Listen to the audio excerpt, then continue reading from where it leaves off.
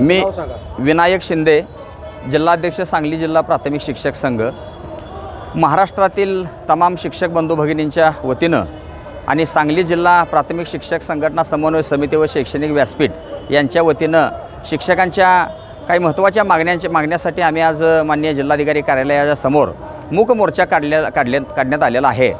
आणि या मूक मोर्चामध्ये आमची सगळ्यात महत्त्वाची मागणी आहे की माननीय सर्वोच्च न्यायालयानं काल 2 महिन्यापूर्वी जो निर्णय दिला की सेवेत असलेल्या सर्व शिक्षकांना TET बंधनकारक आहे, तर या माननीय न्यायालयानं दिलेल्या निर्णयाच्या विरोधात महाराष्ट्र शासनानं माननीय न्यायालयाकडे पुनर्विचार याचिका दाखल करून शिक्षकांना या TET परीक्षेतून मुक्त करण्यात यावं अशी एक आमची मागणी आहे.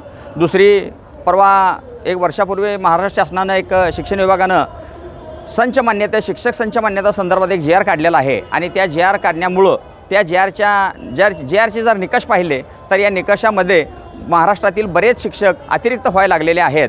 आणि हा GR रद्द करून पूर्वीच्या GRची अंमलबजावणी करून महाराष्ट्रातील सर्व शिक्षकांची शिक्षक निश्चिती व्हावी, ही एक आमची मागणी आहे. दुसरं, महाराष्ट्रातील जे शिक्षकांना अशैक्षणिक कामं लावली जातात, ही कामं शासनानं काढून घेण्यात यावी, ही तिसरी मागणी आहे. आणि महाराष्ट्रातील सर्व शिक्षकांना 2005 नंतर सेवेत आलेल्या शिक्षकांना जुनी पेन्शन योजना लागू करण्यात यावी, हे अशा अनेक मागण्या आम्ही माननीय शासनाकडं मागणी करत आहोत. आणि जिल्हाधिकारी महोदयांच्या वतीनं शासनाला आमच्या भावना आम्ही कळवण्यासाठी आम्ही आता मूक मोर्चाचं मोठ्या संख्येनं नियोजन केलेलं आहे. या शासनानं या मागण्यांचा विचार करावा आणि या शिक्षकांना मागण्यातून मुक्त करण्यात यावं.